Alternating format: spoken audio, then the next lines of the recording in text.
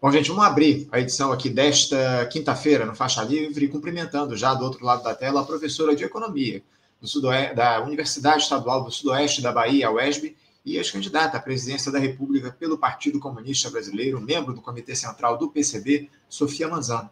Professora Sofia Manzano, bom dia. Bom dia, Anderson, bom dia para todo mundo. É muito bom estar com você, especialmente nesse feriado tão importante, né, que é o Dia da Consciência Negra. Bom Sem dia. dúvida.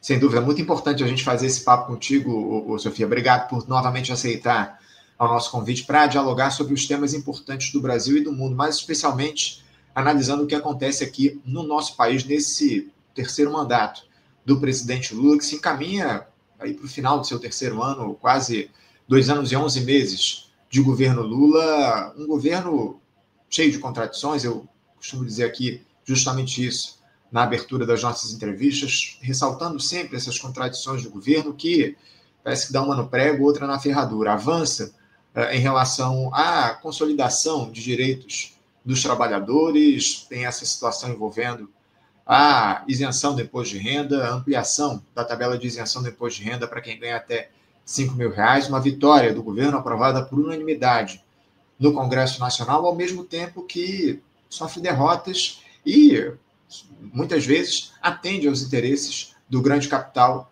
lá no Congresso Nacional. Vide esse arcabouço fiscal está colocado, uma série de medidas também de retirada de direitos para justamente atender a essa dinâmica do fiscalismo que continua mantida aqui no nosso país, enfim. Agora temos também essa situação envolvendo a segurança pública depois da chacina aqui no Rio de Janeiro, esse PL foi votado na Câmara dos Deputados e ainda vai ser analisado pelo Senado. A gente vai aprofundar, inclusive, esse tema daqui a pouquinho, também, bem como a situação envolvendo o Banco Master. Mas antes, Sofia, eu queria uma análise mais geral tua a respeito do que representa esse momento para o governo do presidente Lula, quase 3 anos de mandato. O governo vai bem, especialmente naquele objetivo inicial, que era o de isolar a extrema-direita do debate público no país?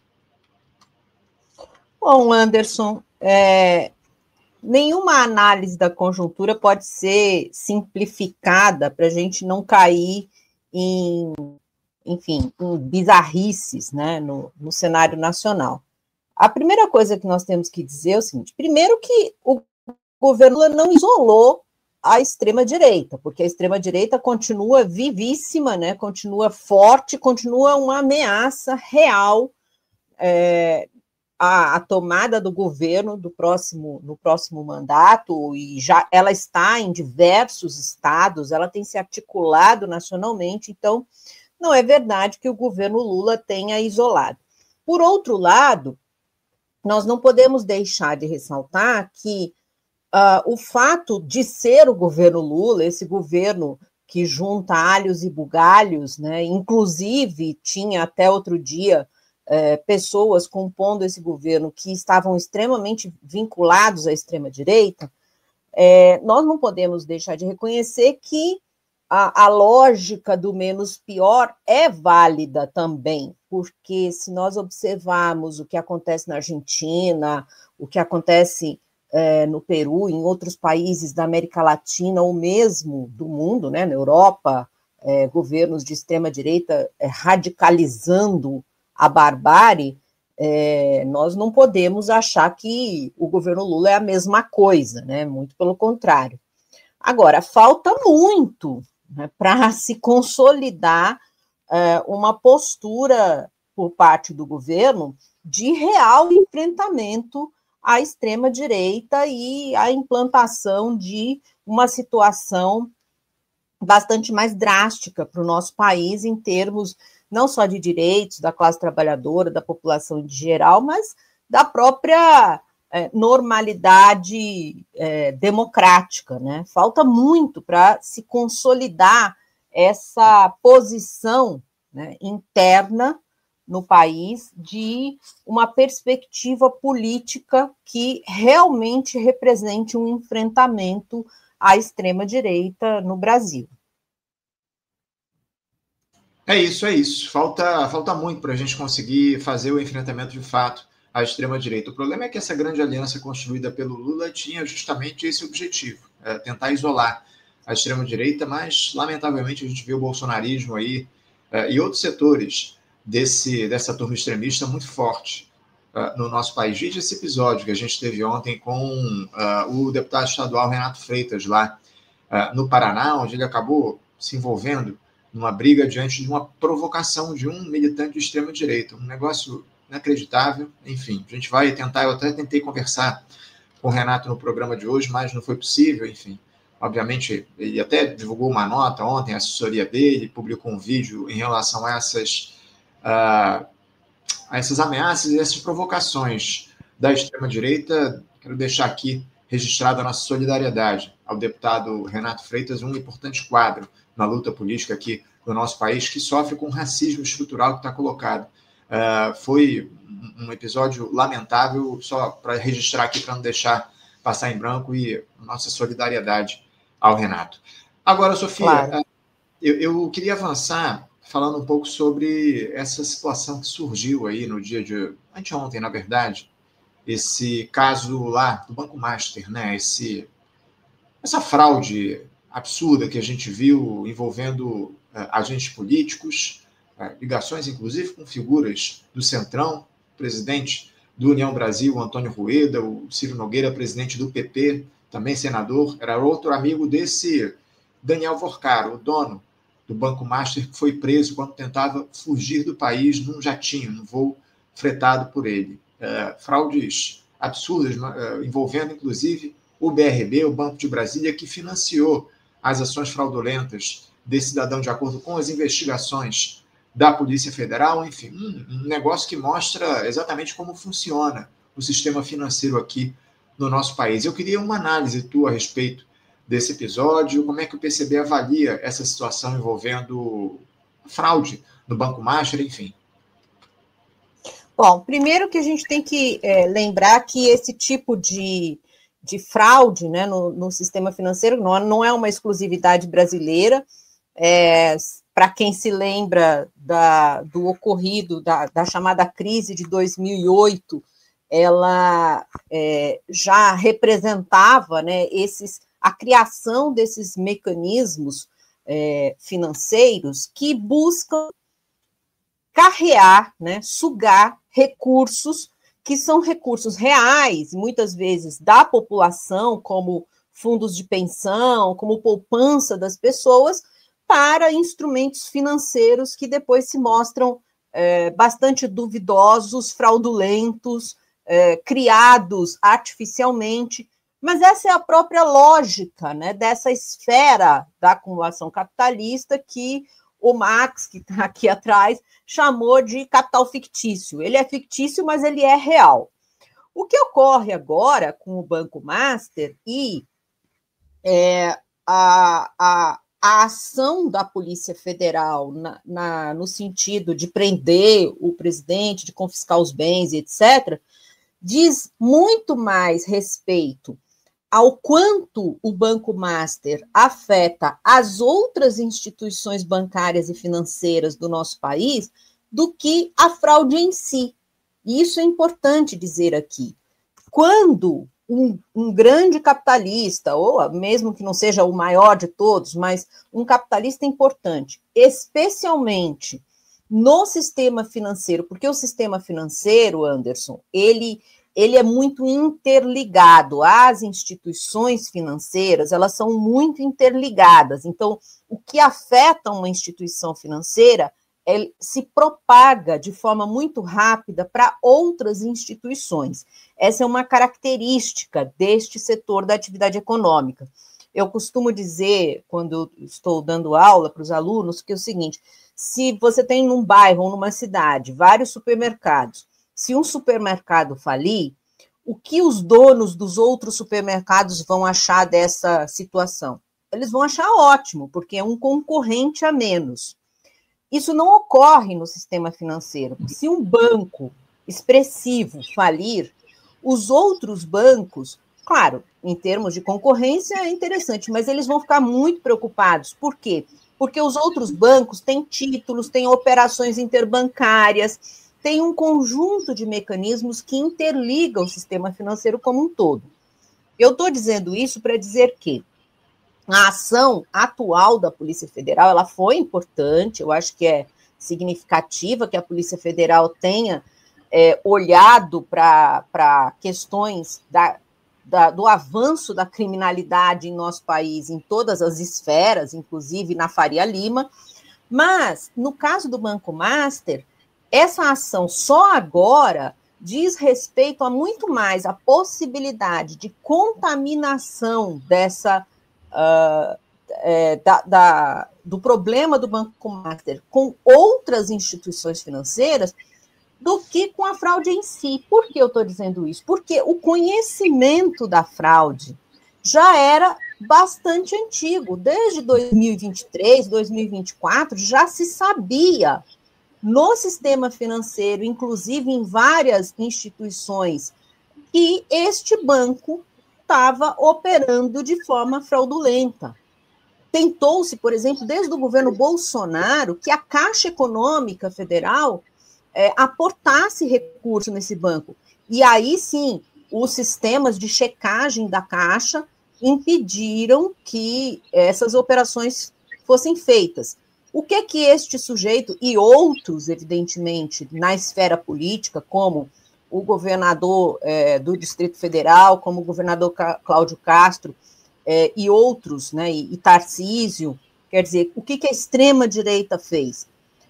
Se utilizou de fundos de pensão de servidores para aportar recursos para este banco, e estes recursos que foram aportados não são cobertos pelo Fundo Garantidor de Crédito. Então, é mais uma vez, e isso já aconteceu em 2008, lá nos Estados Unidos, como fazer para roubar os fundos de previdência de servidores ou não, né? Porque nos Estados Unidos não eram só servidores, né? Não eram só trabalhadores do setor público, mas trabalhadores em geral. O que fazer? Agora é que tem que se aprofundar essa investigação. Agora a investigação tem que ir para prender os gestores fundos previdenciários de servidores, de servidores dos diversos entes federativos que tiveram os seus recursos previdenciários aportados em operações fraudulentas do Banco Master e mais, tem que se investigar o quanto estes fundos, não só estes, mas todos os fundos de previdência, estão operando dessa forma no mercado financeiro. Porque é assim que os gestores operam. Sofia, eu acho que a pergunta que fica diante disso que você traz para a gente é a seguinte: porque, mesmo sabendo que esse Banco Master estava eivado de suspeitas, enfim, situações fraudulentas envolvendo as transações desse banco, porque mesmo assim os gestores públicos, especialmente falando aqui do Rio de Janeiro, o governador Cláudio Castro, depositou recursos dos fundos de previdência dos servidores aqui nesse banco? É isso que mais chama atenção. Como você mesma disse, o Fundo Garantidor não vai devolver esses recursos para o governo do estado do Rio de Janeiro, para o nosso estado. Diante disso, o que é que justifica um gestor público investir recursos de um fundo de previdência dos servidores justamente em um banco eivado de suspeitas? Ora, é o velho esquema que a extrema-direita, a direita, opera, né, quando está em posição de governo, qualquer tipo de governo, na corrupção, né? Isso não deixa de ser uma forma de corrupção para apoios financeiros e desvio de recursos posteriormente. Nós temos bastante conhecimento dos esquemas tradicionais de corrupção, que é superfaturamento de obra, desvio de recursos do SUS, da educação, de diversas formas, né, com que o dinheiro público é desviado para instituições privadas, porque não existe corrupção sem o envolvimento do setor privado. Né? Quando se superfatura uma obra da construção de uma estrada, tem uma construtora por trás ali, operando junto com o político para desviar recursos. Então, essa ação dos políticos, né, junto ao Banco Master faz parte da mesma lógica. Né? Nós vamos aportar recursos que, se não são diretamente do Estado, portanto, não são recursos fiscais, mas são recursos geridos por indicações políticas, como os fundos de pensão e o próprio BRB, se eles vão aportar esses recursos em operações fraudulentas, isso significa que lá na frente, ou mesmo durante as campanhas eleitorais que nós tivemos em 2022 e 2024, esses empresários corruptos, bandidos, vão financiar essas campanhas.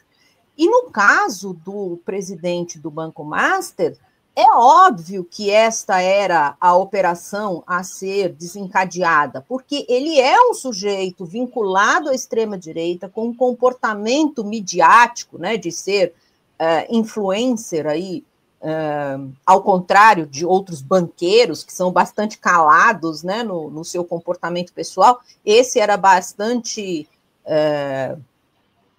popstar, né, usando uma linguagem aqui mais antiga, e é óbvio que isso teria como finalidade um aporte, um financiamento para campanhas e políticos da extrema-direita. Pois é, Sofia. Agora a grande questão é que esse cidadão está preso, o banco foi liquidado, os recursos foram perdidos.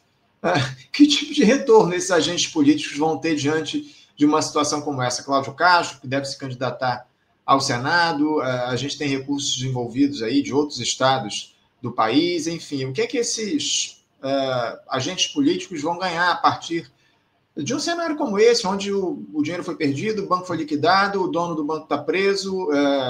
Acho que essa turma tem muitos motivos para perder o sono, né?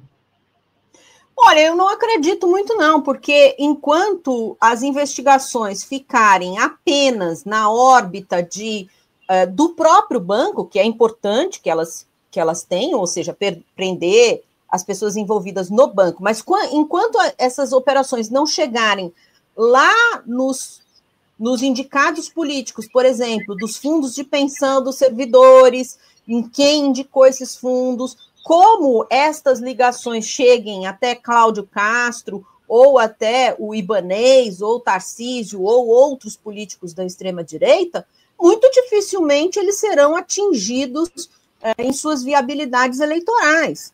Né? A população tem alguma dificuldade em perceber como a extrema-direita se articula de uma maneira muito orgânica no desvio dos recursos, que muitas vezes não chega no político estrelar, né? No político que está mais em evidência. E aí se prendem os bagrinhos, né? E não se chega aos verdadeiros responsáveis. Então, eu não vejo que eles serão muito prejudicados com relação a isso. Quem vai ser realmente prejudicado são os aposentados, os pensionistas, se não agora, num curto, médio prazo, por conta da perda de recursos desses fundos previdenciários dos servidores. Especialmente estes serão prejudicados. A questão é que a Polícia Federal já anunciou que vai investigar esses fundos de previdência, essas operações bilionárias envolvendo os fundos de previdência e o Banco Master. Isso aí já está dado. A PF já avisou que vai avançar nessa investigação para chegar justamente a esses agentes políticos que participaram dessas fraudes, né? E tem outra, viu, Sofia? Como eu citei aqui, os principais envolvidos, porque não foi preso só o presidente do Banco Master, o Vorkal, parece que outros 4 diretores do banco foram presos, o presidente do BRB foi afastado também, ou seja, essa turma que ganhava diretamente ou que poderia influenciar investindo dinheiro em campanhas, essa turma está toda presa ou está sendo muito investigada. Ainda assim, você acha que essas pessoas podem colocar dinheiro em campanhas eleitorais desses agentes políticos que financiaram esses fundos de previdência, esses fundos fraudulentos do Banco Master? Ora, se não esses, outros farão, né? Então, não falta no Brasil empresários corruptos que roubam da população das mais diversas formas, não só na corrupção clássica junto ao Estado, mas também no desrespeito a direitos trabalhistas, na adoção de trabalho análogo à escravidão, ou seja, um capitalismo mais podre do que o capitalismo normalmente é, né, o que nós vivemos aqui no Brasil. Se não são esses do Banco Master, certamente outros banqueiros, financistas, agronegócio, enfim, um conjunto amplo de empresários se articulam para financiar a extrema-direita no Brasil. Isso é evidente, né? Os ruralistas têm recursos abundantes para o financiamento da extrema-direita, inclusive com recursos públicos, né? Não diretamente, mas o agronegócio é financiado por uma bolsa governamental gigantesca, que é o Plano Safra e diversos outros tipos de empréstimo. Depois não pagam esses empréstimos, a gente vê aí o quanto o Banco do Brasil tem apresentado em seus balanços resultados pífios por conta do não cumprimento dos empréstimos do setor do agronegócio, inclusive com pedidos de recuperação judicial fraudulentas para não pagar justamente esses empréstimos. Então, são capitalistas que têm acumulado recursos que muitas vezes vêm do setor público e têm esses recursos abundantes para financiar. Apenas o Banco Master vai balançar de forma significativa o financiamento da extrema-direita. Muito pelo contrário, pode-se ter, inclusive, recursos externos, como a gente viu e está vendo agora no México, o suposto levante com a presidenta Cláudia Sheinbaum, certamente financiado com recursos da CIA, de outros financiadores de extrema-direita mundo afora. Agora, Sofia, ainda falando sobre esse episódio envolvendo o Banco Master, de que forma o governo Lula poderia atuar em relação a esse caso? Por mais que não seja uma atribuição do governo agir diretamente nesse episódio, a atual gestão poderia propor algum tipo de debate, de discussão mais estruturante a respeito do que é ou do que representa o mercado financeiro para o país? Como é que o governo poderia se aproveitar desse episódio para, de alguma forma, se capitalizar politicamente? Evidentemente. Por exemplo, começando por acabar com a independência do Banco Central, porque tem a ver também o fato do Banco Central ser independente, porque desde da gestão anterior do Banco Central, do Campos Neto, que já se tinha um conjunto expressivo de denúncias contra isso. Por exemplo, por que demorou tanto para o Banco Master sofrer uma intervenção do Banco Central?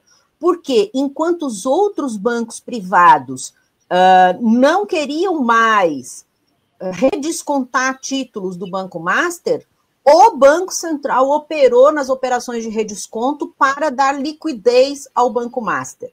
São operações técnicas, mas essas operações técnicas, elas passam pelo Banco Central.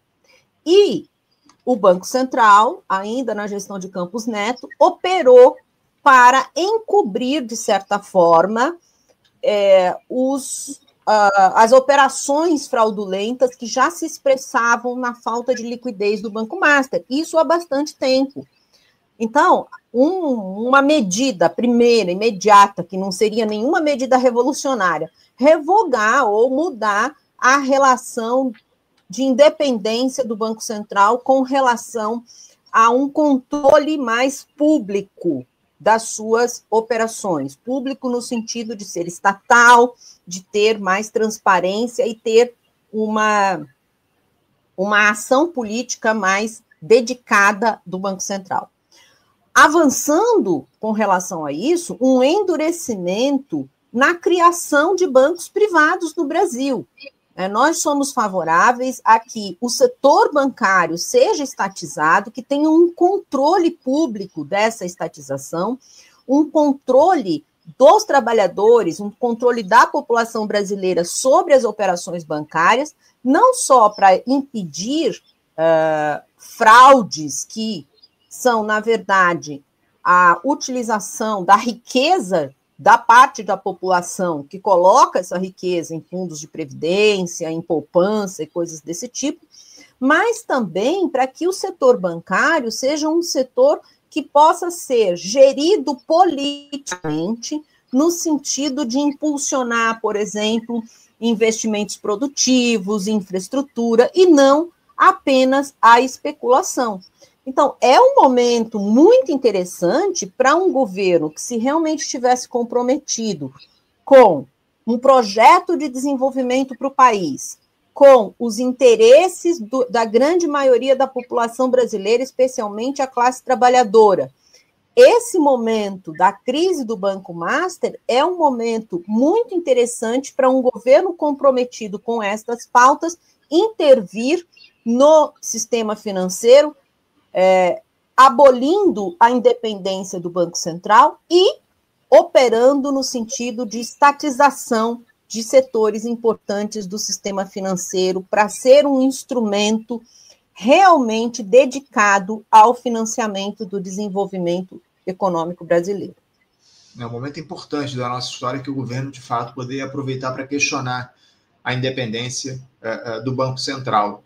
Diante do que a gente viu, como você muito bem colocou, Sofia, essas suspeitas sobre o Banco Master já vinham desde 2023, se eu não estou enganado, pelo menos, e o Banco Central só agora conseguiu avançar no sentido de fazer a intervenção em relação ao banco. Sofia, eu já quero avançar aqui no nosso papo para tratar um pouco a respeito desse PL antifacção, né? Essa discussão sobre a segurança pública, projeto de lei aprovado na Câmara dos Deputados na última terça-feira, com 370 votos a favor e 110 contrários. Um texto muito criticado pelos governistas. Essa matéria ainda vai ser analisada, discutida no Senado Federal. Enfim, o presidente Lula fez críticas ao projeto de combate ao crime organizado. Aliás, o texto foi desfigurado pelo relator Guilherme Derrite, deputado federal, e que era secretário de Segurança Pública em São Paulo, foi exonerado pelo Tarcísio de Freitas em um conluio, a verdade é essa, com Hugo Mota, presidente da Câmara, justamente para relatar essa matéria. O texto acabou sendo modificado 5 vezes até a aprovação dele na Câmara dos Deputados, e mesmo assim produziu revolta do governo federal, que questionou uma série de iniciativas ali que estão colocadas nesse documento, relativas especialmente à Polícia Federal, enfim, à independência do órgão, financiamento, inclusive, de investigações. Eu vou, numa rede social, o presidente Lula, ele até disse que o texto, com a relação dada pelos deputados, favorece quem quer escapar da lei. Eu trouxe aqui, eu vou colocar aqui na tela para os nossos espectadores, um trecho que eu peguei da parte da fala do Lula nas redes sociais a respeito desse PL. Vou colocar aqui na tela para os nossos espectadores, vejam só. O Lula disse o seguinte no tweet: precisamos de leis firmes e seguras para combater o crime organizado. O projeto aprovado ontem pela Câmara alterou pontos centrais do PL antifacção que nosso governo apresentou. Do jeito que está, enfraquece o combate ao crime e gera insegurança jurídica. Trocar o certo pelo duvidoso só favorece quem quer escapar da lei. É importante que prevaleça no Senado o diálogo e a responsabilidade na análise do projeto para que o Brasil tenha, de fato, instrumentos eficazes no enfrentamento às facções criminosas. O compromisso do governo do Brasil é com uma agenda legislativa que fortaleça as ações da Polícia Federal, garanta a maior integração entre as forças de segurança e amplie o trabalho de inteligência para enfrentar as facções nos territórios, onde elas tentam se impor, mas especialmente atingir as estruturas de comando que sustentam e financiam seus crimes. Estamos do lado do povo brasileiro e não abriremos mão de combater de verdade toda a cadeia do crime organizado. Está aí o tweet do presidente Lula falando a respeito desse PL antifacção. O ministro Fernando Haddad disse também que o texto está na contramão do combate ao crime e vai servir para enfraquecer as operações e a própria Polícia Federal, asfixiando o órgão, enfim. Sofia, eu queria uma análise de uma opinião do PCB a respeito desse PL antifacção. Como é que você avalia essa matéria que foi aprovada pela Câmara dos Deputados? Ela age no sentido, de fato, de combater as organizações criminosas, pelo que você percebe?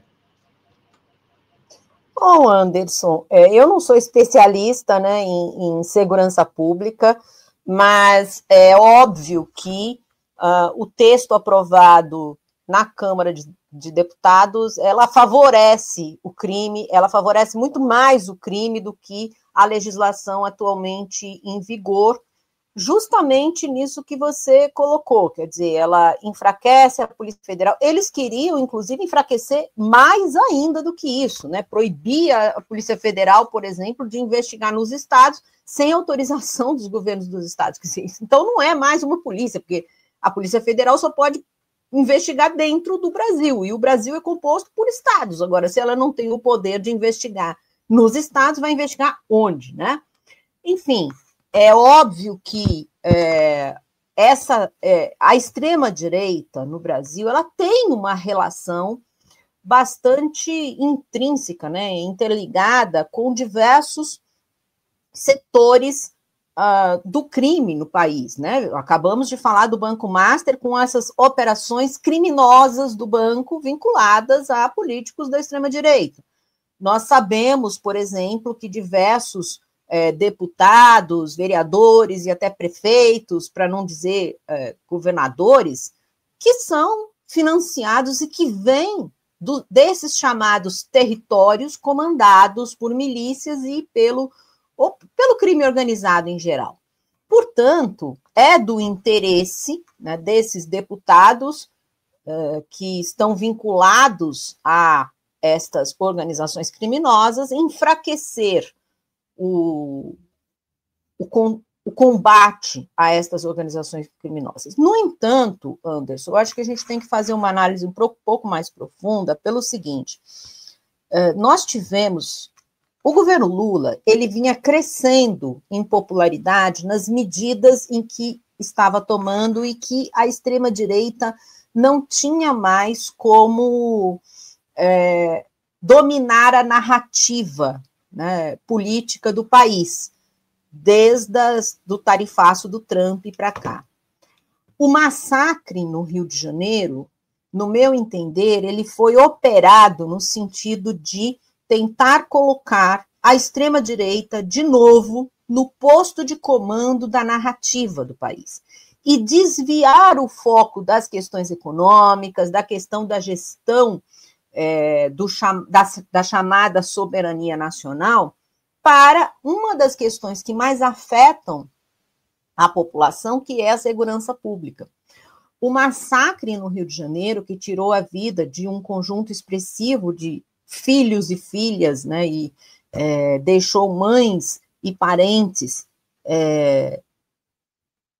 perdidos naquela situação, esse massacre no Rio de Janeiro, ele foi o começo dessa tentativa de recuperar essa narrativa por parte da extrema-direita.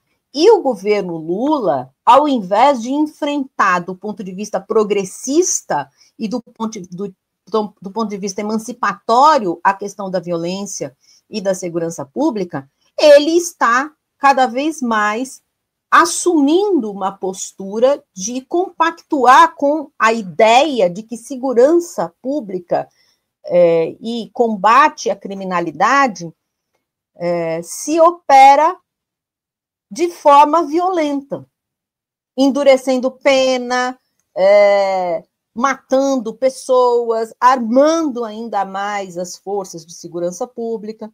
E isso é uma armadilha, porque não há limites para o tipo de violência que o Estado pode operar junto à população. Daqui a pouco nós estaremos aqui, como já existe em diversos territórios brasileiros, simplesmente naturalizando de uma maneira bastante rápida a barbárie que se instaura com as forças de segurança do Estado, forças armadas do Estado, seja a Polícia Civil, Polícia Militar ou outros tipos de estrutura de segurança. Então, eu acho que é muito perigoso o que está acontecendo. Eu sei que esse projeto que foi aprovado é o que a extrema-direita conseguiu avançar para melhorar as suas posições, tanto em termos de não combater a criminalidade, dizendo que está combatendo a criminalidade, e colocar o governo Lula em xeque, por exemplo, quando o governo agora vai ter que tentar modificar esta legislação aprovada no Senado. Agora, Sofia, você fez apontamentos muito importantes em relação a essa questão envolvendo a ação do governo no que diz respeito à segurança pública. Na avaliação do partido, do PCB, como é que deve ser feito o combate ao crime organizado no Brasil? Porque está claro que esses PLs, esses projetos de lei relacionados à lógica do punitivismo, isso definitivamente não vai resolver o problema aqui no país. Como é que deve se dar o diálogo da institucionalidade, especialmente da esquerda, com o tema da segurança pública no Brasil? Vocês já debateram no PCB internamente a respeito desse tema? Bom, em primeiro lugar, o PCB há bastante tempo favorável ao fim da polícia militar. Isso não significa o fim de qualquer tipo de policiamento, né, ou de estruturas de combate aos crimes, muito pelo contrário. Mas a polícia militar e a forma como ela está se expandindo e agindo nos territórios brasileiros, ela é, na verdade, uma facção que tem operado extermínio da população pobre, preta, periférica, sem passar por nenhum tipo ou muito pouco julgamento de suas ações por parte da sociedade.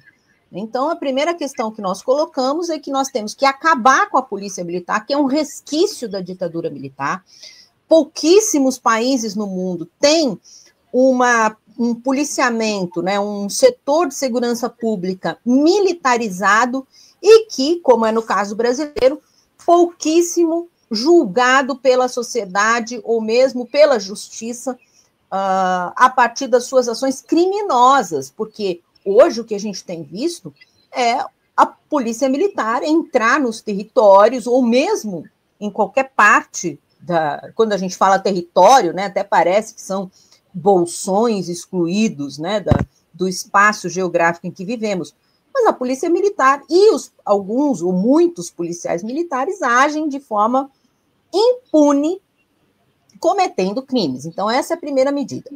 A segunda medida é expandir de forma estruturada, de forma consciente, a presença do Estado nas regiões em que o crime organizado, seja ele os vinculados aos chamados antigos, ao PCC, ao Comando Vermelho, que são essas facções mais vinculadas ao tráfico de droga, tráfico de armas, mas também as milícias, né? Porque hoje em dia nós percebemos que em diversos espaços geográficos da cidade do Rio de Janeiro, ou de Salvador, ou de grandes metrópoles, a disputa que existe ali, ou essa guerra que existe ali, muitas vezes operada pelas forças de segurança pública, tem por trás o interesse de milícias que têm a participação de agentes da segurança pública,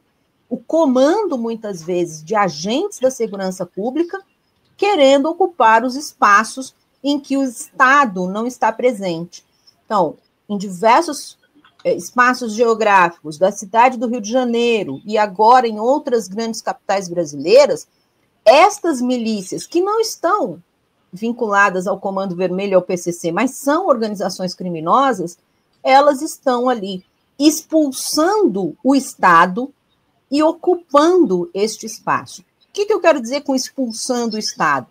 Ora, quando essas milícias têm ali o controle do fornecimento de mercadorias fundamentais para a existência da população, como gás, energia, internet, transporte, estas organizações criminosas, elas expulsam o Estado dali. Então, o que nós pensamos é que o Estado não adianta nada agir de forma violenta contra a população, contra quem está na ponta do chamado crime organizado. Claro que tem que fazer tem que ter uma postura de investigação dos cabeças que comandam as milícias e o crime organizado, e aí a gente vai chegar em muitos políticos, em muita gente que tem mandato, em muitos chamados empresários, em muitos empresários, mas também precisa expandir a participação do Estado, a presença do Estado nestas regiões geográficas que estão assoladas pela barbárie da naturalização da violência. Sem dúvida alguma. São medidas importantíssimas para a gente lidar com a violência aqui no nosso país. Sofia, eu queria avançar para tratar da seguinte questão. Falar um pouco sobre COP30, né? A Conferência do Clima da ONU está acontecendo lá em Belém do Pará. Sei que isso não é a tua especialidade, o tema do meio ambiente, mas eu queria falar um pouquinho a respeito dessa questão, para além, obviamente, da questão do meio ambiente, e falar um pouco sobre o aspecto político, porque o Brasil ele está propondo, aliás, o presidente Lula tinha muitas expectativas em torno dessa COP30, esperava muito esse evento, disse o Lula que seria a melhor COP de todos os tempos, enfim. O fato é que, pelo menos na minha avaliação, essas expectativas estão sendo um tanto frustradas a partir do que a gente tem visto pelas discussões lá em Belém do Pará. O Brasil está propondo agora esse mapa do caminho, com soluções alternativas para a substituição progressiva dos combustíveis fósseis no planeta. É a principal aposta do governo brasileiro nessa COP30, um tema que surgiu agora no início da semana. Alguns países compraram essa ideia. Lula agora, inclusive, está lá em Belém, justamente tentando desenvolver esse diálogo, avançar nessas discussões, enfim. E o grande problema, e eu tenho dito isso aqui ao longo dos últimos dias, Sofia, é que esse mapa do caminho ele já deveria estar sendo adotado, no mínimo, desde o Acordo de Paris, lá em 2015, né, quando se estabeleceu aquele limite de 1,5 grau de aumento da temperatura do planeta até 2030, enfim. Desde lá atrás, a gente já tinha que estar discutindo soluções para a substituição dos combustíveis fósseis, ou seja, por mais que isso eventualmente venha a ser um avanço, isso já devia estar colocado há muito tempo, 10 anos atrás, pelo menos. Enfim, apesar de você não ser especialista no tema, como é que você tem avaliado essas discussões? O Brasil ele tem feito uma conferência do clima digna da sua importância nesse debate em relação às mudanças climáticas, ao meio ambiente? Como é que você tem avaliado a postura do Brasil diante dessa conferência do clima da ONU? Anderson, eu posso dizer que eu entendo um pouco mais dessa questão do que sobre a questão da violência, porque, na verdade, em toda a minha trajetória política, eu sempre me interessei por essa questão e eu participei, por exemplo, da Eco 92 como estudante. Estava no Rio de Janeiro, conversando com outras juventudes comunistas do mundo inteiro, e me lembro até hoje do discurso de Fidel Castro. E, desde lá, nenhuma conferência do clima ou que se preocupasse realmente com a questão ecológica, não é só a questão climática, é a questão ecológica no sentido mais amplo da palavra. Ninguém suplantou Fidel Castro em 1992, quando ele disse que o problema do meio ambiente é o capitalismo. Não há como propor medidas, caminhos, metas ou qualquer outra coisa na ordem capitalista de produção que possa respeitar de qualquer forma o meio ambiente e o ser humano. Agora, nós chegamos no momento, da Eco 92 para cá, já foram 33 anos, né? Nós chegamos no momento em que a situação está realmente dramática, porque aquele alerta de Fidel Castro foi simplesmente tido como, como ele é uma pessoa inteligente, é um bom orador, mas não tem o peso político que as potências capitalistas têm. Então, o que acontece? Por que a COP30, a COP31, a COP29, a COP qualquer outra, e mesmo o Acordo de Paris, que foi talvez uma das poucas medidas efetivas, apesar de não ser obrigatória, mas foi uma medida efetiva, um pouco mais efetiva, né, nessas conferências climáticas, nessas conferências ambientais, por que não se cumpre? Por que ela não dá resultado? Porque o problema estrutural da degradação ambiental, do avanço do aquecimento, da insustentabilidade da vida na Terra, não só da vida humana, né, mas de diversas outras espécies, o que causa tudo isso é o modo de produção capitalista, não é apenas o uso de combustíveis fósseis. Por mais que a gente substitua combustíveis fósseis à emissão de carbono, nós continuaremos num processo de degradação ambiental inviável. Sabe por quê? Porque o capitalismo é um modo de superprodução. É um modo de produção, não só de capital, mas de coisas supérfluas, de coisas desnecessárias. E isso não vai ser resolvido pelo consumo. Os ecocapitalistas, ou melhor, as pessoas que defendem o meio ambiente, mas não vinculam isso ao capitalismo, propagam a ideia de que é o consumidor que tem que mudar os seus hábitos, no máximo é o governo que tem que incentivar energias de renováveis ou coisas desse tipo. Tudo bem, energias renováveis são importantes, agora também eles produzem um impacto ambiental. Eu já discuti diversas vezes, até em outras plataformas de notícias, o impacto, por exemplo, da energia eólica sobre os territórios aqui na Bahia, no interior do Nordeste. Tem um impacto negativo, não só sobre a população, mas sobre o meio ambiente. Então, você quer dizer que é melhor o petróleo? Não, não é melhor o petróleo. É lógico que é melhor a energia eólica, mas para que essa produção de energia?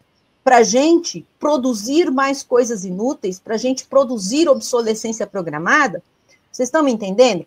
O modo de produção capitalista, ele pode mudar a fonte energética, mas enquanto ele for um modo destrutivo na sua essência, nós caminhamos cada vez mais para a inviabilidade da vida, pelo menos de algumas espécies, e a humana é uma delas, né, no planeta Terra.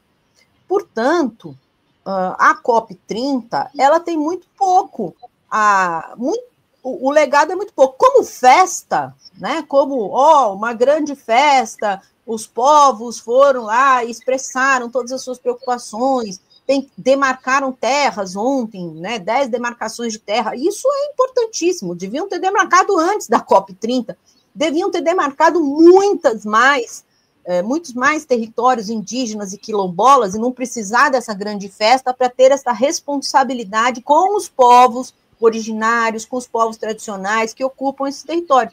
Agora, a efetividade disso no longo prazo é praticamente nula, se não enfrentar a questão principal da degradação da vida, que é o sistema capitalista. Isso não se fala. Muito pelo contrário, Anderson. O fundo que é proposto pelo governo Lula é um fundo que incentiva o capital fictício, porque o fundo de 1 trilhão de dólares, 1 trilhão e 300 bilhões de dólares por ano, como é que ele vai funcionar? Ele vai fazer aplicações financeiras, ou seja, ele vai aprofundar ainda mais os piores mecanismos do sistema capitalista para gerar uma rentabilidade que pague para um assentamento, para uma comunidade indígena, uma comunidade quilombola, preservar meia dúzia de árvores. Então, gente, olha que loucura. Você vai propor um mecanismo de ultradegradação, que é o capital fictício, para um pingado de preservação ambiental lá na outra ponta. Então, na verdade, um grande engodo, uma grande enganação, mas como grande festa, está aí, né? O Lula, mais uma vez, tem uma capacidade muito grande de se apresentar para o mundo como um grande salvador, né? Enquanto, na verdade, faz de uma maneira um pouco mais divertida o que outros políticos, como Fidel Castro, fizeram de maneira muito mais séria ao longo da história recente da humanidade. Então, o questionamento principal do PCB, para além, obviamente, do tipo de combustível que é utilizado para produzir ou para fazer o mundo andar, avançar, acima de tudo, o que está colocado é o modo de produção, ou seja, a quantidade de produtos, o volume de produtos que é colocado, que é produzido justamente para atender essa demanda do capitalismo acima de tudo, independente do combustível que é utilizado para produzir esse tipo de insumo, né, Sofia? É evidente, porque não é só combustível. Qual é o tamanho da degradação que a mineração causa nos territórios?